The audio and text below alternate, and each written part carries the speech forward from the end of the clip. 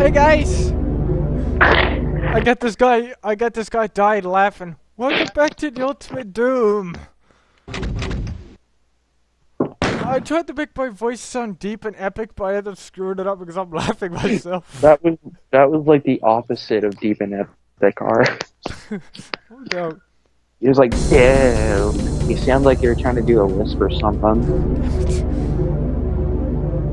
So last time... Hey, it's the ultimate doom. Fabulous. Crap. So last time we started off episode 3, and we started off Inferno in Hell Keep. And this time, we did the Slough of Despair. And now, or Slough of Despair, whatever.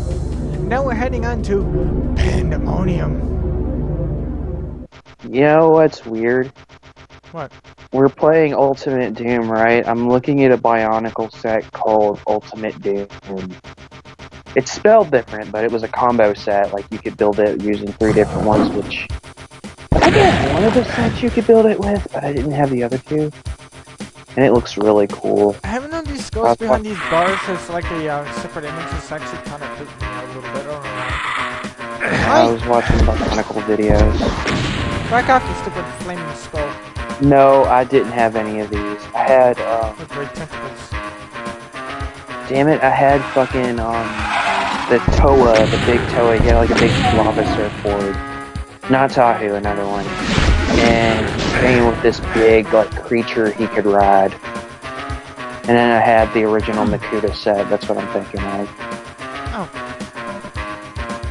Dude, Bionicles were cool. Don't front. Okay, so... Yeah, I mean, I had a few myself. There's 3 pets. I've had done this one first. Yeah, I had my fair share of it. I had a pretty decent collection. Not a huge one. I wish I had more. Wish I still had all my Bionicles. I would love to fucking just track them down and get them again, but yeah.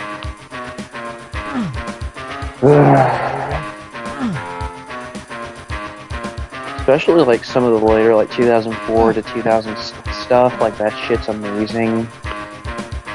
And 2007 stuff's really good because it was all like deep sea themed, so all the villains were like Lovecraftian monsters. It was awesome. It was cool. I kind of figured that would be a sort of thing that you would be into. Of course. Dude, there's a straight up, like, I forget his name. Is it Trencrom or was it a different character? But there's a character in the lore, he never got a set, but he's in, like, the books that's basically just a... He's just a Lovecraft character. Like, look at him go insane. He's completely organic as opposed to everything else being made of robot shit. Like, yeah, like, he's a whole fucking thing. And the fucking creator, of course, straight up admit, yeah, that was some Lovecraft shit. Oh god, this map is huge. Which, you know what? Look back at your childhood, you'd be shocked how much, like, Lovecraftian shit there was, because... Yeah, a lot of shit was nuts. That. Let's see, Billy and Mandy, with what the show is about anyway, that doesn't shock me on that one, honestly. Because it's all about, like, the underworld and creepy stuff and, like, myths and demons and stuff. Like, that's part of the course. And they had baby. And they had a few Lovecraftian things. Like, there was one where they fought Yog-Sothoth. There was one, the prank call of Cthulhu. Probably a bunch of others. I don't even... I'm gonna wait for the invulnerability to wear off. What is this? Probably a bunch I don't even remember in that show. I have no idea what weapon this is. Hello, BFG 9000. You got the big fucking gun. Baby. He got the big fucking gun. Oh. I'm fixing it. That's what shit up with this. I'm trying to think. There wasn't really anything Lovecraftian in Church of the Dog. Even though that show was freaky. There were space squids, but they were like cool and peaceful. They weren't like Lovecraftian. Ben 10 like just said, okay, fuck it. At the end of Ultimate Alien, fuck it. Just have them fight Cthulhu.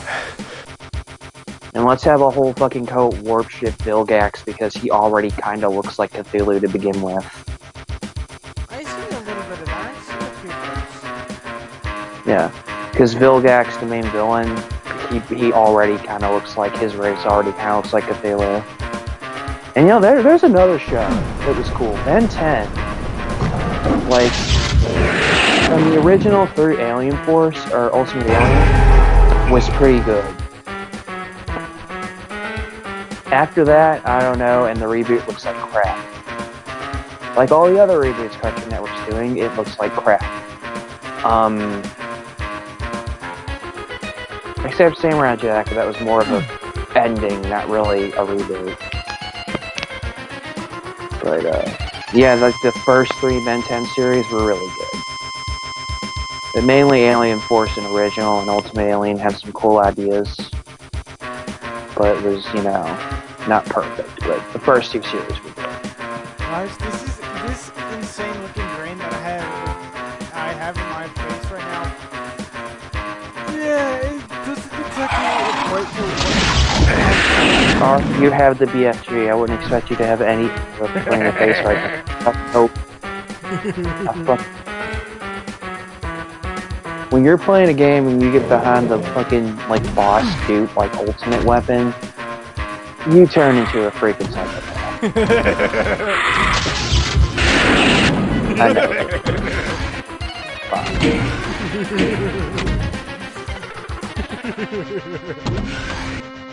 Oh, maniacal laughter ensues indeed. Yeah. Oh. Hell, even not in any of the shows to my knowledge, but even Transformers, like they had in one of IDW's crossover events, Infestation 2, which there was Infestation 1, which was IDW saying, hey, that Marvel zombie thing is popular, let's do that with our shit. Where Infestation 2 is, okay, fuck zombies, Lovecraftian horror, and let's let it happen in the Hearts of Steel universe. Which I need to read that because that sounds awesome. Like the steampunk Transformers, which would be pretty accurate to the era, because 1800s, early 1900s is when Lovecraft was active, like late 1800s, early 1900s. So that would fit the bill. This is just a gigantic middle finger towards everything. Oh, I love it.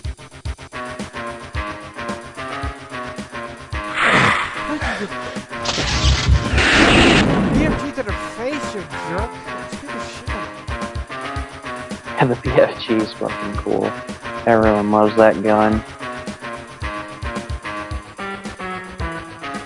I don't know why I'm thinking of the movie, because yes, they did make a movie out of this. I think The Rock was in it. I think the movie sucked because it's a video game movie. What do you expect? Are you kidding me? You're gonna put a shotgun up on the friggin' podium that I have to hit a switch to get down for it to be retrievable. After I get the BFG game, how high are you right now? Oh. Maybe they thought you missed it, or maybe, I don't know. Maybe if you run out of ammo for the BFG, I don't know. Because I've never played this. I want to play this. I've always kind of wanted to try Doom, honestly. Just never gotten the opportunity. Hey! Shit, all I did was get his attention. Okay. Yeah, Pinkie Pie. Bye, Pinkie Pie. I saw... Rocket launcher? Okay, I saw a video. It was a Super Best Friends play video. They used to team up with an animator called Two Snacks who actually does videos where he just animates them as My Little Pony characters. But anyhow, yeah, they actually put an Easter egg in that where like they're going through like old first-person shooters like Doom and Quake and all that shit, and he run into a Pinky and it has fucking Pinkie Pie's cutie mark on it.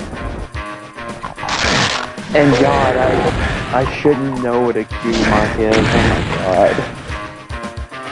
I'm not a brony, I just know enough, okay?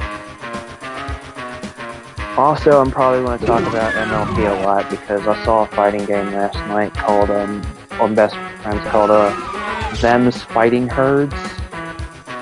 I know the name is stupid. It was originally an MLP fighting game, but Hasbro Nintendo'd it, if you know what I mean. But they basically had the best luck in the world because the creator of the show approved it and said, hey, that's cool, you should keep going. And hell, I'll even design new characters for you to use. They even got the fucking voice actors from the show to do the voices. Wow. And then, the guy who made Skullgirls just gave them the engine. Okay, here's the Skullgirls engine. Use it to make your fighting game. And it just came out in early access, I think, yesterday or a few days ago. And, I'm like, okay, wow.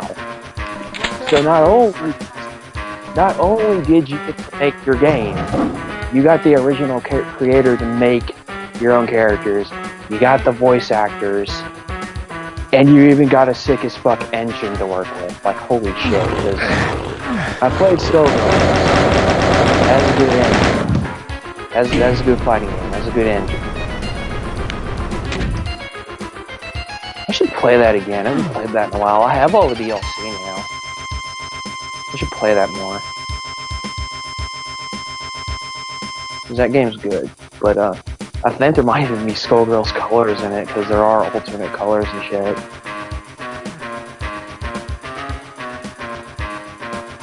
And the characters they're all farm animals, and they're all on 4 legs, which is interesting, because I can't really name another fighting game that does that. Even fighting games with animals, they're usually on 2 legs, so that's really different. And they all have like crazy magic attacks and stuff, and there's a deer that shoots mice. A fucking alpaca that just drops random items. Throws random items at people. The game actually looks kind of cool. Not gonna lie. So guys, this Pandemonium finished. Wow, we literally cleaned out everything. Now we're heading to House of Pain. Isn't that a band? I think that's a band. Okay. Probably is. What the Turn him into I'm not gonna lie, there's only one song from Doom I even know. That's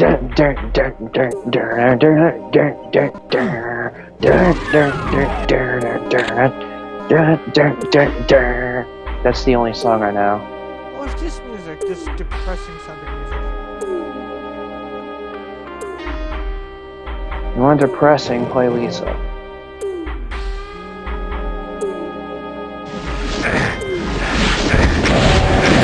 I think they'll go more for ominous than depressing. But it sounds depressing. Speaking of Lisa, I was already obsessed with the OST of the Originals games. Now I'm obsessed with the OST of the Pointless, the fan game, because holy shit, there's some fucking gems in there.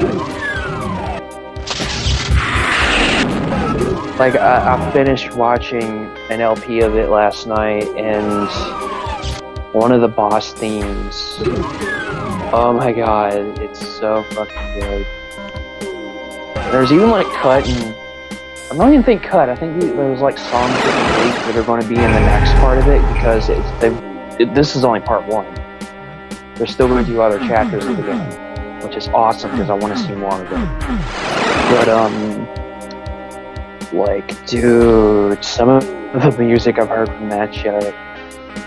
Like, there's this one that keeps coming up my YouTube recommended videos. It's just so good.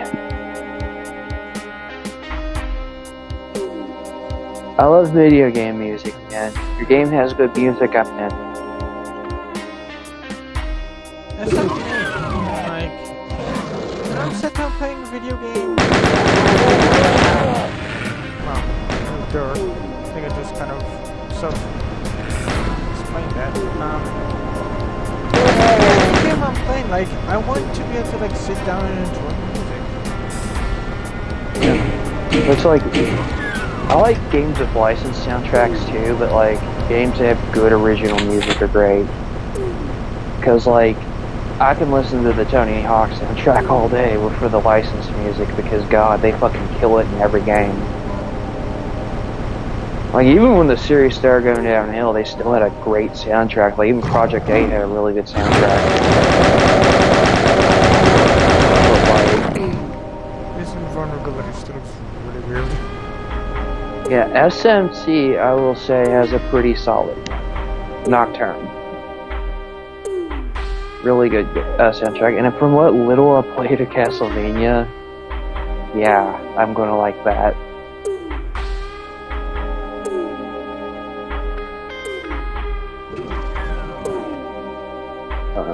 Mega Man, the only reason why I like Mega Man is And I must be honest, out of the... You don't even play a lot of Mega Man, yet I catch you listening to remixes all the time. They're good! Yeah. It's good music, man, I don't blame you. Even if I hated these games, I'd probably still like the music, it's just that fucking good. And sure, that's like Sonic. I mean, Sonic is one of the most... Well, personally, it has one of the best soundtracks I have ever heard. Especially with what they had to work with in the older ones. Because, yeah, the older ones sound like... They're only Genesis had pretty good, decent graphics for the time, but the one thing to suit the SNES beat it in was sound. Like, no contest. Like, if there was one thing the SNES just had over that was the fucking sound chip. Because, dude, there are some masterpiece tracks on the fucking SNES. Like, all the Mega Man X stuff, Chrono Trigger stuff. Anything fucking Square did on the SNES in general is just amazing music. And then you get to Laughing Mad. And you're just like, okay, I'm listening to a giant orchestral opera masterpiece right now in 16-bit. Okay. Like... Sure, that's like,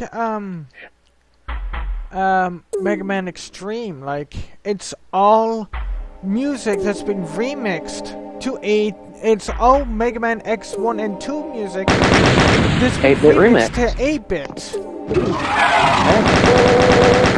That's another genre I like. I like chiptune and like 8-bit remixes. I look at 8-bit remixes of like rock songs all the time. And some of them are hit, and yeah, it can be hit or miss, but a lot of them sound pretty good in 8-bit. Like there's like whole channels like 8-bit Universe and a few others. It's just 8-bit Universe being the main one. All they do is 8-bit remixes of moderns of songs, like any genre, any artist, whatever. They just 8-bit remix it, and then you could just find random ones people have done of different songs all over the place. It just like something else. There's a lot of good ones, and then there's like bands that fucking incorporate 8-bit into their music. Like yeah, like Horse the band, they're like a metalcore band that actually uses like MIDI and like chiptune in their music, and they sound really cool. And then there's on the other end of the spectrum of turning modern music into rock music into 8-bit video game music. There's Power Glove, who turn 8-bit video game music into metal songs. And they do video game music and TV things. They do a really good cover of the Transformers movie theme, where like without the vocals, it's just the instrumental, and it's fucking amazing. They did the X-Men theme, Pokemon, which that one they did have vocals, which you kind of have to. I think everyone knows the lyrics of Pokemon.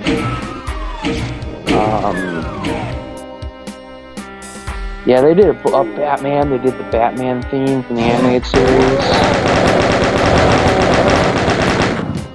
Yeah, and then they have a lot of good covers, like there's like Mario Minor, which is just a bunch of Mario songs. There's Mental Combat for the Mortal Man, which is awesome because what that one is, it's a fusion of the Mortal Kombat theme with Metal Man Stage from Mega Man 2, all done in metal. Oh wow!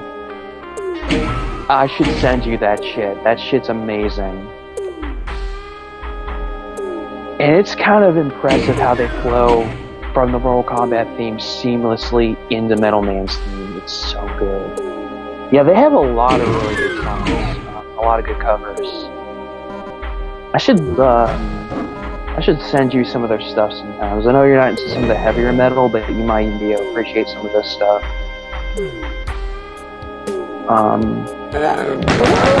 But yeah, like, and then there's another band. They don't really do video game music.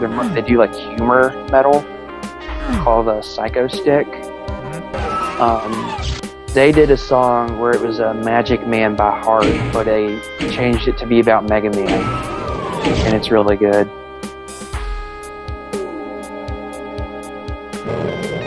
But yeah, I love that kind of shit. I love video games with good music, and I love good, all that kind of shit, like remixes and all that stuff. OC remix, as a matter of fact. Street Fighter 2 HD, the soundtrack is made from OC Remix. Oh wow. Yeah, they got a bunch of people from OC Remix to do official remixes of all the tracks. And they actually sound pretty good. There's actually a lot of really good remixes in this. Like, I forget his name. This is my first time. I'm not familiar with some of the more obscure characters, but I forget his name, but he's basically the Bruce Lee ripoff. Because every fighting game has to have a Bruce Lee. Which I don't care how much of a Street Fighter fan, that character is nowhere near as cool as Law. I will fucking fight you right now. I will fist fight you because Law is the best Bruce Lee ripoff ever. Period.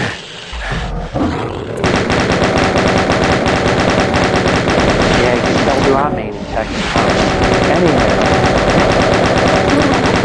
Anyway, his stage theme is fucking amazing in this. Now in Skullgirls, they fucking got the composer for Sympathy in the Night, which I also have. Wow. Yeah, so then Nocturne has good music. Like, yeah, I think every game I have downloaded right now has good music in it. Then I have Mega Man 9 and 10, which they're Mega Man games. The music's amazing. What do you expect? Yeah, I think 9 is a little bit better than 10's, but 10 is no slouch. But 9's is a little bit better.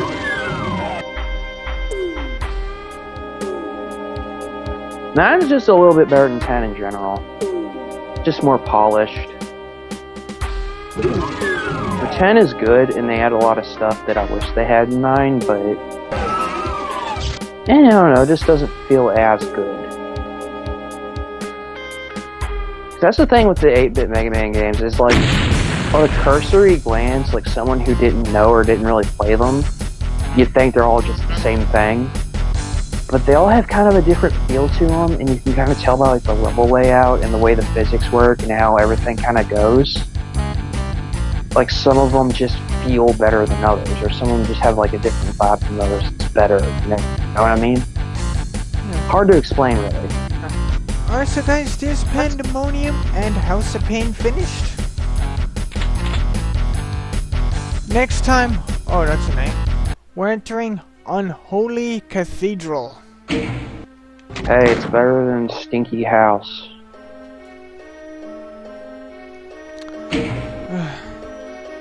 So guys, I'm never gonna get over Stinky fucking House. fire your BFG at the like button if you guys enjoyed, and we'll see you in the next one. Later, guys. Yeah. We'll see you next time in your stinky house. I wonder how many of you guys was expecting that twist. Come on, you got the BFG, it's to be expected.